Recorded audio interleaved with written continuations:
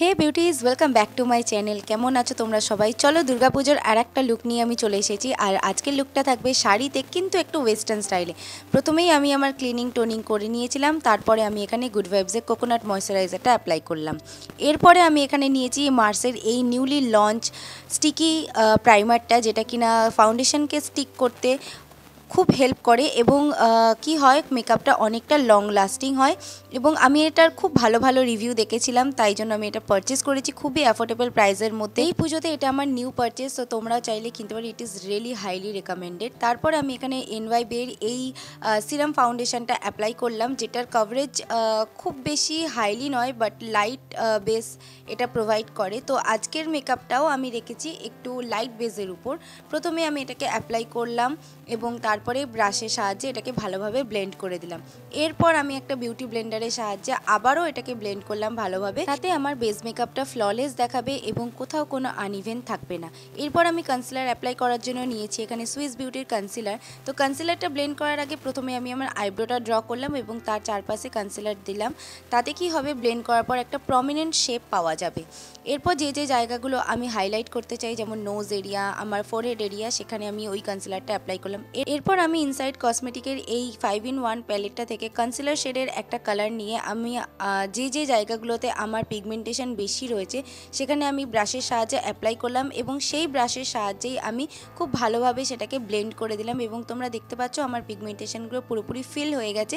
এটা কি বলতো, কালার কারেকশনেরও কাজ করলো। তো এই কনসিলারটা ভালোভাবে ব্লেন্ড করার পর এখানে নিয়েছি আমি একটা ফ্লাফি ব্রাশ, তার মাধ্যমে আমি আমার চোখের নিচে যে কনসিলার অ্যাপ্লাই করেছিলাম সেটাকে ভালোভাবে ব্লেন্ড করলাম এবং চোখের আইলিডে যে কনসিলার অ্যাপ্লাই করেছিলাম সেটাকে ভালোভাবে ব্লেন্ড করে একটা বেস তৈরি করে নিলাম। এবার আমি আমার আইব্রোর চারপাশে যে কনসিলার অ্যাপ্লাই করেছিলাম সেটাও আমি এই ব্রাশের সাহায্যেই ব্লেন্ড করে নিলাম এবং দেখতেই পাচ্ছ আমার আইব্রো একটা প্রমিনেন্ট লুক পেয়ে গেছে। এরপর আমি আমার মুখের আর যে সমস্ত জায়গায় কনসিলার অ্যাপ্লাই করেছিলাম সেটা আমি বিউটি ব্লেন্ডারের সাহায্যে ভালোভাবে ব্লেন্ড করে দিলাম। এবারে ওই প্যালেটটা থেকেই একটা কন্ট্যুর শেডের কালার তুলে আমি এখানে কন্ট্যুরিং করব।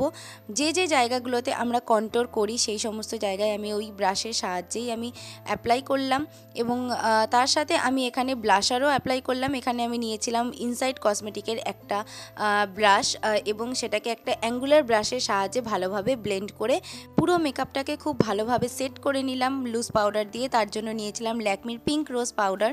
ভালোভাবে সেট করে নেওয়ার পরে এখানে পাউডার ব্রাশ দিয়ে একটু ডাস্ট অফ করে দিচ্ছি, তাতে এক্সেস পাউডারটা ডাস্ট অফ হয়ে বেরিয়ে যাবে এবং তাতে আমাদের মেকআপটা কেকি লাগবে না এবং ফ্ললেস দেখাবে। তাই জন্য এই প্রসেসটা সবসময় করাটা খুব জরুরি।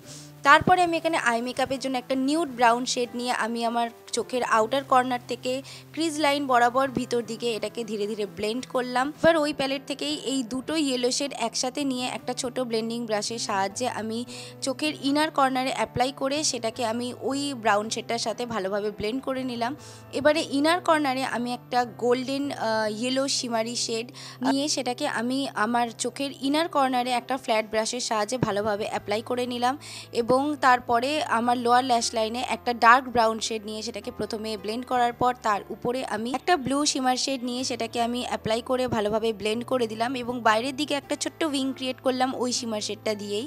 এরপরে আমি আমার নিচের ওয়াটার লাইনে হোয়াইট কাজল অ্যাপ্লাই করছি, যেটা কিনা ফ্রম এনওয়াইবে, এবং দেখতেই পাচ্ছ আমার চোখটা কতটা সুন্দর এনহ্যান্স করছে, কতটা ব্রডার লাগছে। এবং উপরের ওয়াটার লাইনে আমি ব্ল্যাক কাজল অ্যাপ্লাই করলাম এবং কর্নারের দিকে একটুখানি টেনে দিলাম যাতে একটা উইং ক্রিয়েট হয় ছোট্ট।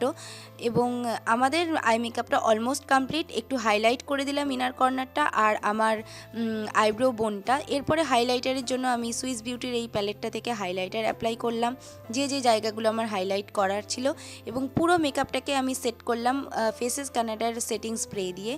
এরপর লিপস্টিক অ্যাপ্লাই করার পর এই ছিল আমার ফাইনাল লুক। গাইস, তোমাদের এই লুকটা কেমন লাগলো অবশ্যই আমাকে কমেন্ট বক্সে জানিও। দুর্গাপুজোর যে কোনো সন্ধ্যাতে এরকম একটা লুক একদম পারফেক্ট থাকবে তাদের জন্য, বিশেষ করে যারা একদম মিনিমাল অ্যাক্সেসরিজ পরতে ভালোবাসো তাদের জন্য।